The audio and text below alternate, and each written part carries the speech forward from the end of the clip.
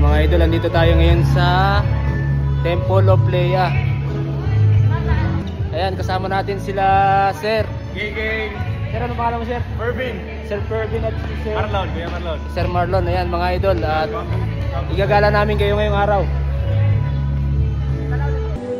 Grabe yung pag.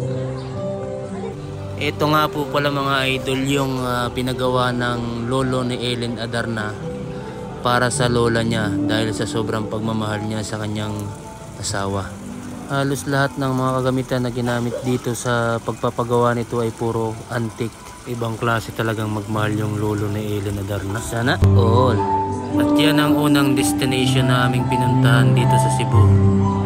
Walang iba kundi ang Temple of Leia. Sige lang ma'am, okay lang po.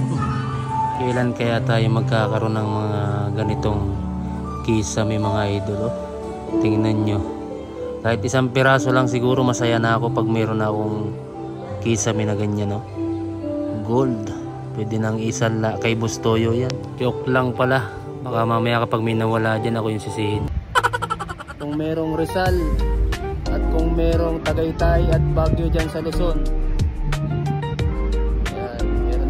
pagmamalaki ang Cebu. Napakaganda. Pagkatapos nga pala ng aming unang destinasyon ay kaagad kaming pumunta dito sa Sirao Garden. Yan, para sa mga SME or mga girlfriend nyo, pwede yan dito. Sa mga mahihilig sa bulaklak. Ayan mga ito, chicks.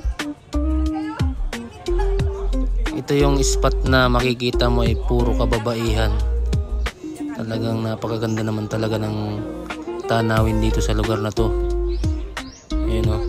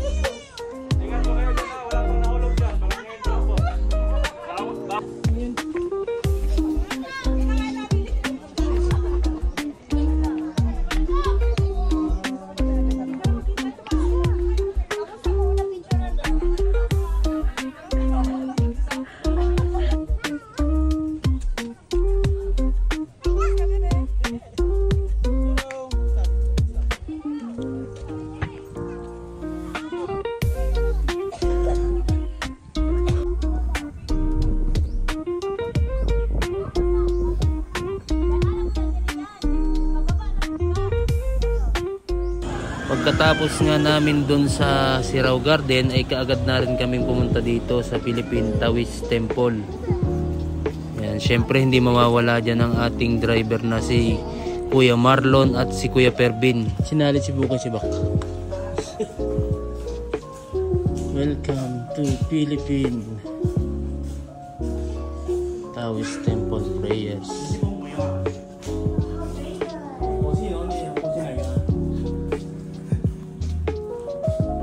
Dito kami ngayon. Ito yung dragon ni San Goku.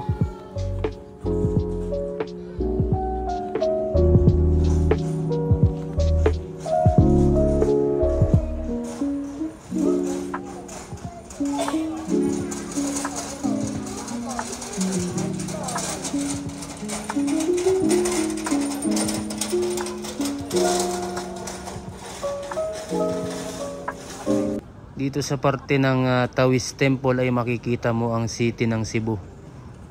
Yan, pansinin niyo mabuti kung gaano kaganda at kung gaano kayaman ang lugar nila. Kung baga sa parte ng lugar na to ay maliliit pa ang buhaya. Dito sa atin sa Maynila ay malalaki na. Kaya malalakas na silang kumain.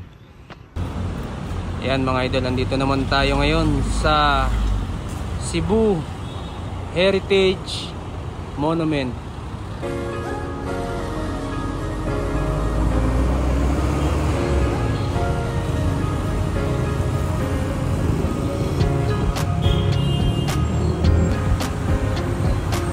Ayan mga idol, si ano,